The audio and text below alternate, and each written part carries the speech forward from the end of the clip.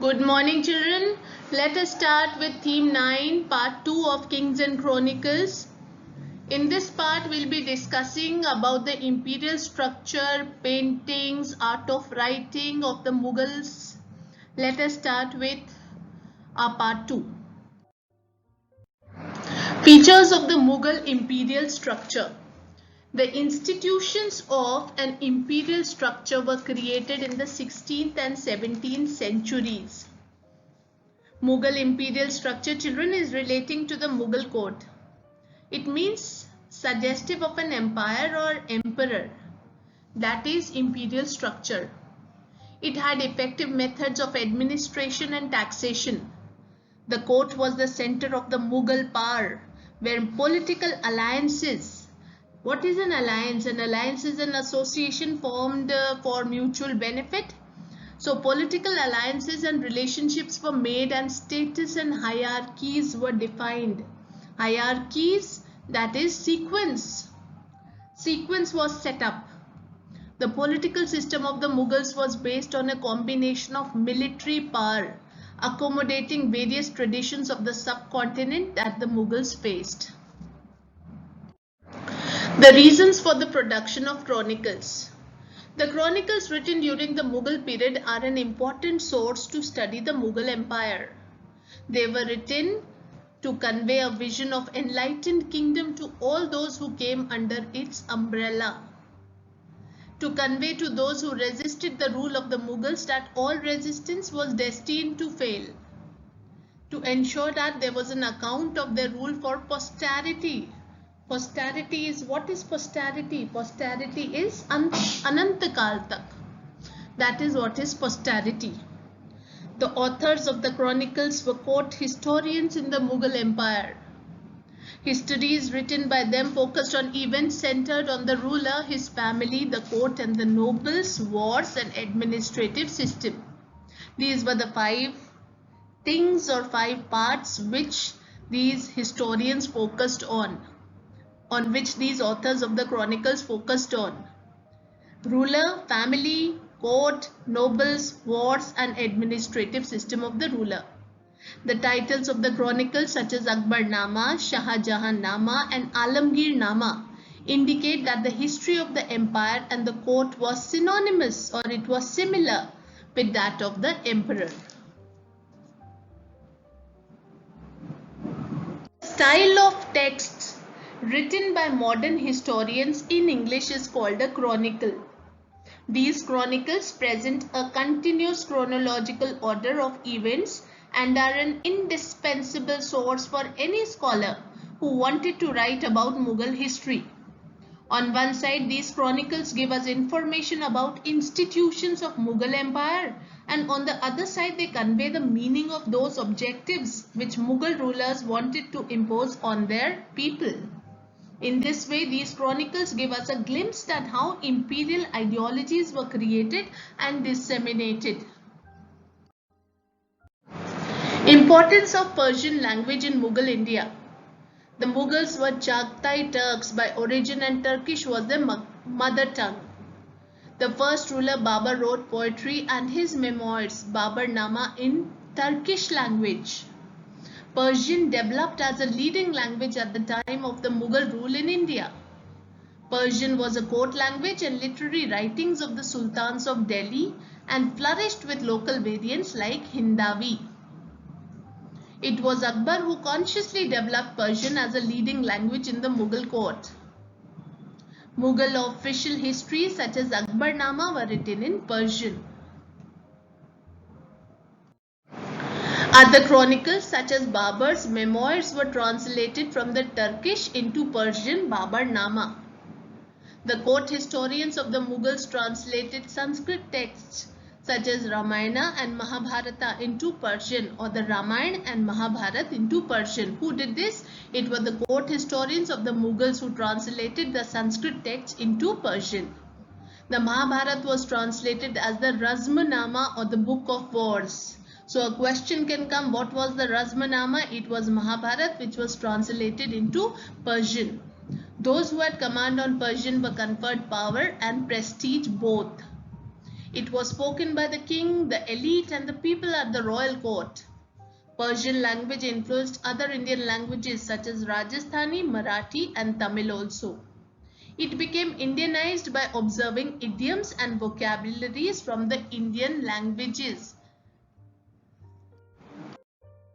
Various tasks involved in creating manuscripts in the Mughal Empire. The creation of manuscripts involved many tasks. Paper makers prepared folios of the manuscripts. Children, a folio is a sheet of paper folded once to form two leaves, that is 4 pages of a book. Scribes or calligraphers copied the text. Who are scribes? Scribes are the writers. And who are calligraphers? Calligraphers are those whose work is to do artistic and expressive writing. Gilders or gilders illuminated the pages. What is that? They smoothened the pages. That is, in Hindi it is called as chamkane wala. The pages were smoothed by the gilders or gilders. Painters illustrated scenes from the text. Bookbinders gathered the individual folios and set them within ornamental covers. Ornamental covers are the decorative covers, that is sajavati cover. They gathered the individual folios and set them within ornamental covers. Use of calligraphy. Art of handwriting is called calligraphy. Manuscripts of the Mughals were handwritten. It was considered a skill of great importance. Calligraphy was considered as a skill of great importance. It was practiced with different styles. Akbar's favorite handwritten style was the Nastaliq, which was a fluid style with long horizontal strokes. So a question can come on Nastaliq. Elaborate Nastaliq or write a note on Nastaliq. So you have to write this, that it was Akbar's favorite handwritten style and it was a fluid style. It had long horizontal strokes in it. It was written using a piece of trimmed reed which had a tip of 5 to 10 mm called kalam. The reed was dipped in carbon ink, that is syahi. The nib of the kalam was split in the middle to facilitate the flow of ink.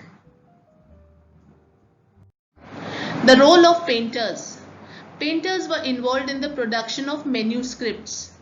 Chronicles that narrates the events of the Mughal emperor had images alongside the written text that described events in visual form. The scribe left blank spaces wherever images were required, and paintings were drawn separately by artists and inserted in proper place. Paintings enhanced the beauty of manuscripts and communicated ideas about kingdom and the power of kings. The historian Abul Fazl described paintings as magical art. Important again. In MCQ, Abul Fazl has described paintings as which art? Magical art. The paintings made the inanimate objects look as if they possessed life. That was a role of painters. Inanimate objects looked as if they possessed or they had life.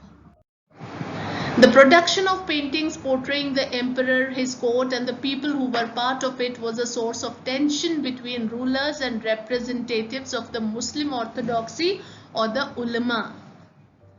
The ulama did not fail to invoke the Islamic prohibition of the portrayal of human beings, enshrined in the Quran as well as the Hadiths, which described an incident from the life of the Prophet Muhammad. Here the Prophet is cited as having forbidden the depictions of living beings in a naturalistic manner, as it would suggest that the artist was seeking to appropriate the power of creation. This was a function that was believed to belong exclusively to God. Yet interpretations of the Sharia changed with the time. Various social groups interpreted the body of Islamic tradition in different ways. Each group put forward an understanding of tradition that would best suit their political needs. Muslim rulers in many Asian regions patronized artists to paint their images and court scenes. Children, I would like to elaborate this a little. The historian Abul Fazl described painting as a magical art, as I told above. According to him, this art had the power to make inanimate objects look as if they possessed life. This we have read in previous slide. However, there was a constant tension between the rulers and the representatives of the Muslim orthodoxy, that is ulema, regarding paintings. Ulemas were of the view that Islam did not permit the portrayal of human beings, and they said this on the basis of an incident from the life of the Prophet Muhammad, in which the Prophet is cited as having forbidden the depiction of living beings in a naturalistic manner. The meaning of this is, Prophet Muhammad said this, that an artist has no right to paint a human figure. Why? Because that is only or solely the right of God or Allah. Only He has the power to do that. It is not work of an artist. The meaning of this is only this. So with this, I end my today's part and meet you with part 3, children. Thank you.